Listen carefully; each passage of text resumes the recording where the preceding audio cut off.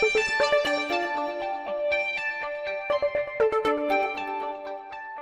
hi, and welcome to Political Quickie, your political show that subjectively discusses current affairs in South Africa and all around the world. My name is Mapa Sikamura. It is our first Thursday right here on Political Quickie, and yes, let's get straight into the news. Jay-Z, Van Jones, Meek Mill, along with other powerful human beings in the US, have established a criminal justice reform organization called the Reform Alliance. This 50 million US dollars organization wants to overhaul the probation and parole system and free 1 million people caught up in that system in the next 5 years. They also want to cap probation and also bargain with and incentivize parolees who take the steps of rehabilitation, like getting an education or going to rehab. The initiative is inspired by Meek Mill and his long-standing war with the criminal justice system, the parole and probation system in particular. Okay, now the slogan is fight different. They have people from all walks of life. Maybe not all walks of life, but they've got people with different political views, and a large number of their founders is a group of white men, owners of sports clubs and financial heavyweights. So then your next question might be, where were these sports owners when Colin Kaepernick was taking the knee and being sidelined for doing that? My question is actually similar to that, right? What I want to know is that, is the role of white people the same in the context where black people are a minority and in the context where black people are a majority? Okay, so in terms of decolonization, Frantz Fanon says that it's a violent experience. Okay, but now the more that I think about that, the more that I would imagine that's relevant in the African context. So I guess the first question would be, do Africans in the African diaspora outside of Africa want to be decolonized, right? Or is their fight more a black consciousness fight? That they do not need to be decolonized, but they only need to be black conscious, considering that all their lives, all they've ever known is Western culture, right? So one can argue that all they would want is, number one, to be treated like human beings, be treated with equality, be treated with humanity. They want a piece of the pie, and they want to dismantle systematic racism. Since, according to Frantz Fanon, the only way that natives can topple a systematically oppressive system is through violence, how then can a settler minority gain social and economic liberation from a settler majority? Okay, my next question is then, can African Americans fully be emancipated and liberated socially and economically and otherwise without the collaboration of white Americans? The beginning of the journey for every black person, the beginning of consciousness for every black person is black consciousness, okay?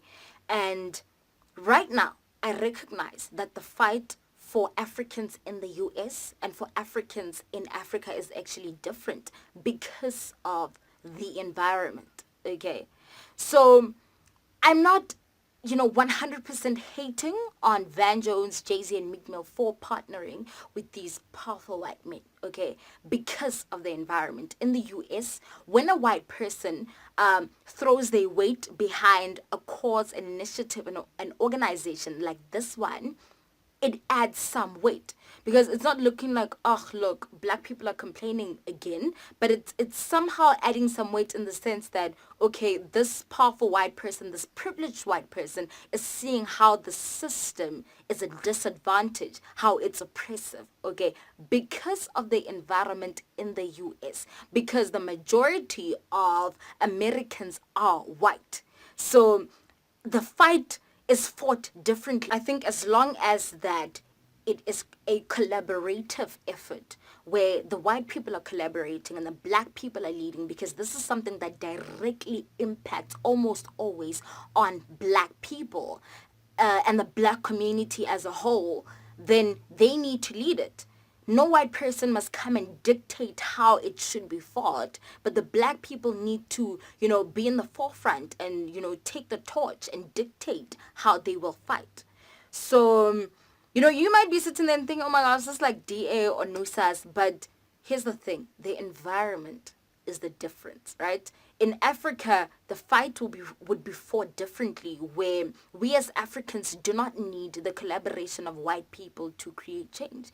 We don't, and one might argue that no, but actually the economy is in the hands of white people. True, but that's because we allow it to be. The natural resources, the land, the labor belongs to us. Okay, what we need is a government that's incorruptible, right? That actually deeply cares for the people and does the right things.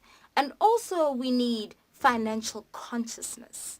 So if we had that lined up, we could, after the revolution, quickly fix our issues. I saw a post on Instagram and someone was venting and saying, they don't like Floyd Mayweather because he's got enough money to solve all the problems in the black community, but he doesn't. I respectfully disagree. Floyd Mayweather, Oprah Winfrey, Jay-Z, with all the money that they have, they cannot solve all the problems in the black community, and I'll tell you why. This is because we've got a systematic and a psychological problem. It's not something you just throw money at and fix. Nope. It's something where we need to fix our deeply rooted psychological issues and we need to topple the system. That's where the difference will come from.